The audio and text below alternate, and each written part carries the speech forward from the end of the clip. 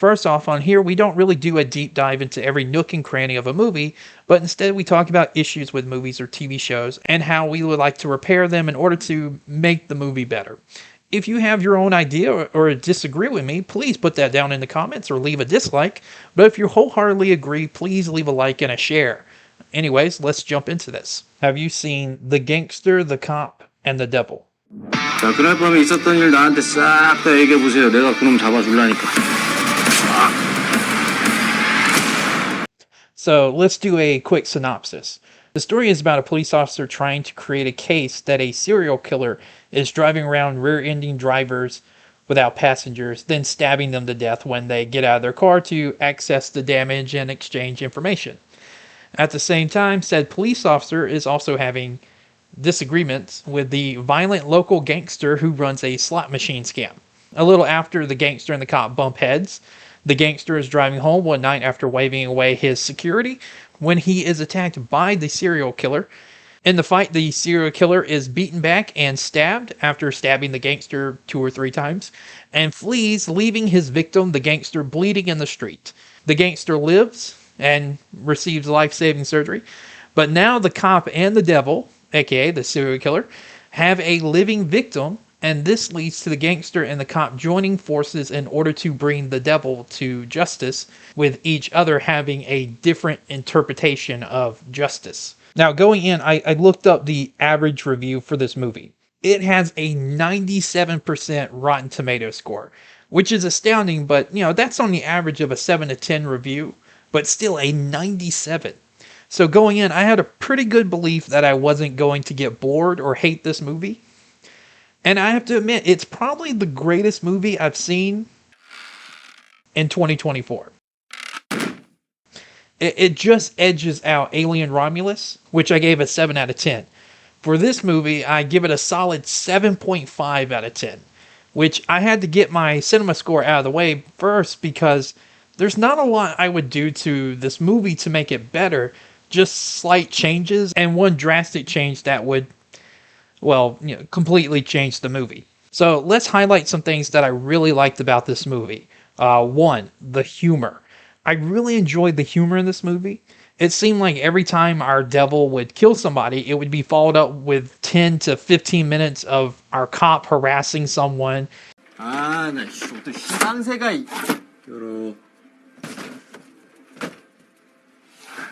And playing things off as a joke, which kept the movie light or lighter, which some may view as a con, but I think it was a positive, even if it slowly disappears by the end of the movie. 2, Dong-Seok, which I'm 90% sure I didn't say that correctly, or Don Lee as he goes by in the American movies, that being the Internals.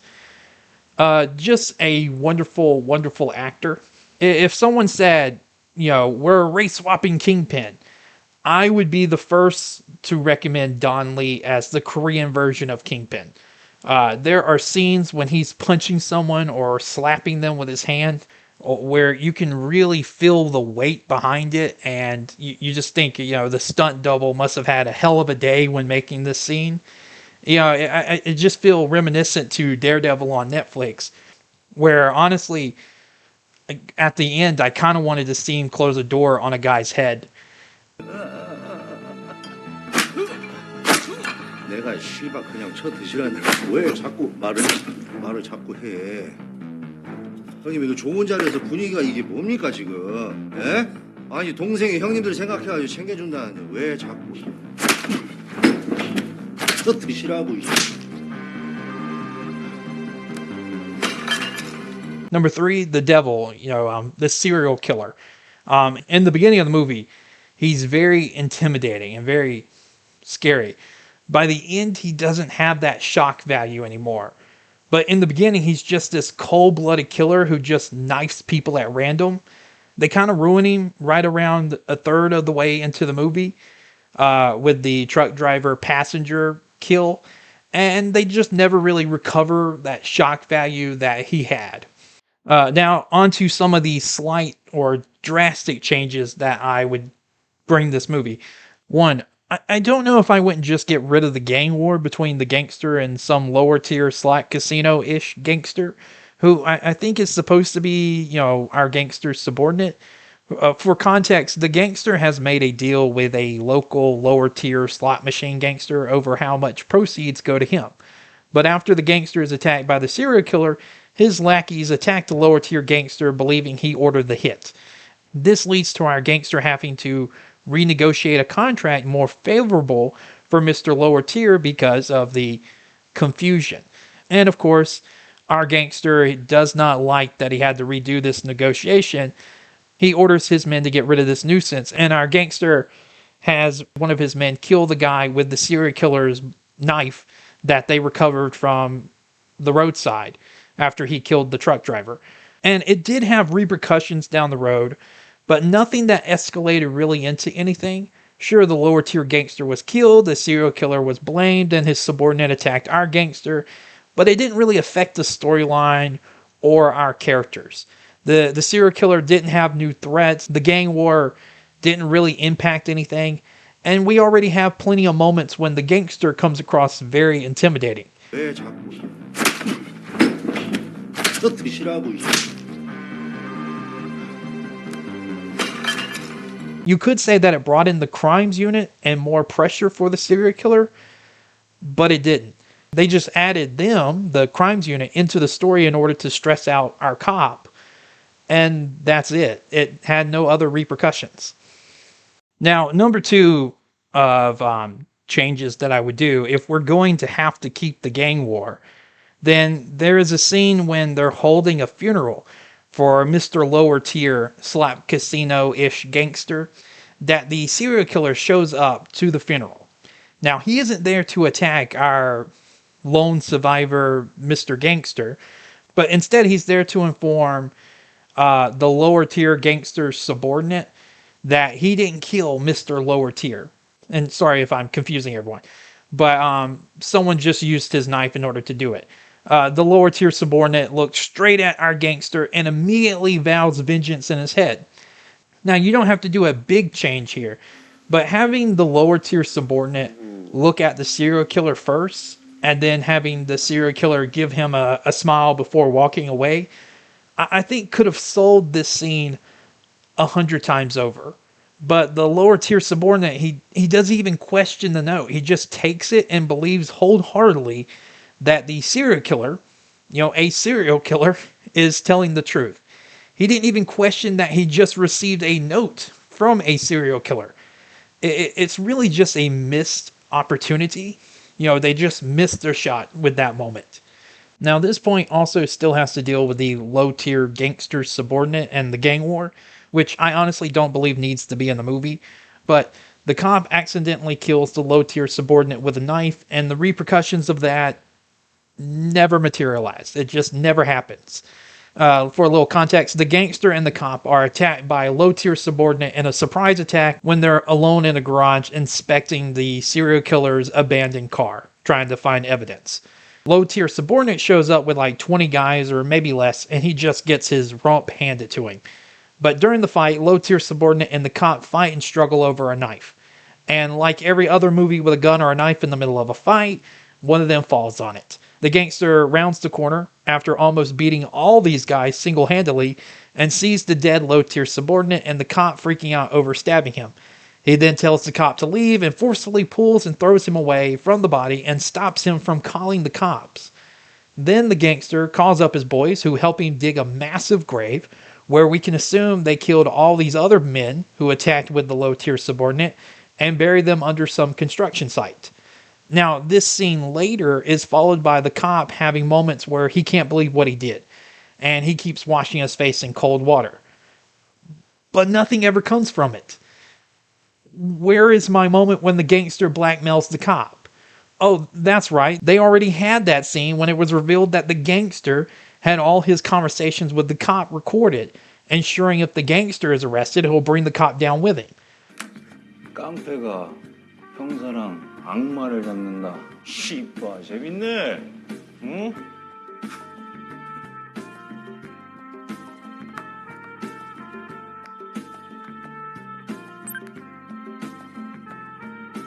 깡패가 형사랑 악마를 잡는다. 씨발 재밌네. 응? 이 새끼가 씨. 이제 나랑 한 배를 탔는데 이 정도 담보는 있어야지. 너랑 나랑 계약서를 쓸 순 없잖아. By the way, the cop did the same thing to the gangster, vice versa. It's just, a little lazy. But this scene gives us, guilt and anxiety for the cop, and it gives our gangster a bloody knife with the cop's fingerprints. But they just never bring it up again. It's like all the cop needed was 2 face baths to get over killing a man, and the gangster apparently buried the knife with the low-tier subordinate's body. Just wasted. They could have made the cop, more into wanting to kill the serial killer now that he's killed somebody, and maybe he becomes a little bit of a loose cannon. Or you could have had it where the gangster ruled over the cop's head with the bloody knife, leading to their ultimate confrontation. But, but no. It was just nothing. Nothing ever came. And number 4, on to our big drastic change. Make the movie about the serial killer and the gangster. The cop in this isn't bad, but there are moments when he just doesn't really add much to the story, and you just want more Ma Dong-Seok, Don Lee, the gangster. Now, I'm not saying the cop has to be completely removed from the story, but maybe as a side character whose only interactions are with the gangster and trying to bring him to justice, make the movie more dog, cat, and mouse instead of cat and mouse. Where at first our gangster thinks he was attacked by a hitman by a rival family, only to discover it was a serial killer. And all the while, he's hunting the serial killer. The bodies just keep dropping and pointing at the gangster, and the cop is zealously trying to bring him to justice. That's my drastic change. Either way, I just wanted less cop and more gangster, and somehow a return to a more intimidating serial killer.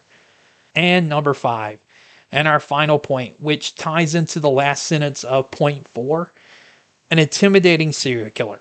He loses that fear factor, that intimidation, a third of a way into the movie. I think one of the best ways to bring it back is to have our serial killer spiral out of control. That's one of the reasons why our cop believes it's a serial killer they're dealing with, because of the wanton destruction the killer's leaving behind, with no fingerprints or hair, of course. That, at first, the serial killer is hunting methodically here and there, but at the same time, it's over the course of a year that he's killed like 5 people. Then his 6th target is the gangster. Not only does the gangster live, but wounds the serial killer. And this leads to our killer just rampaging, taking out men in the gangster's organization because he let a target live.